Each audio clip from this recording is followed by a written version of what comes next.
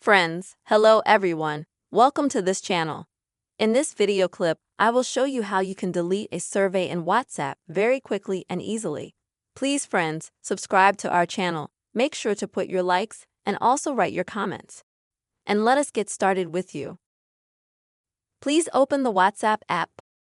Then go to the chat section.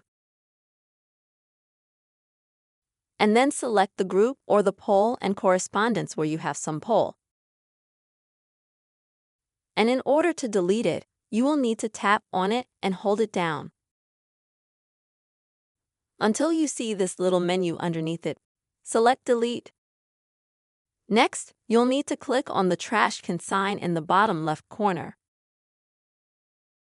and select Delete for everyone or Delete for me, whichever option you want.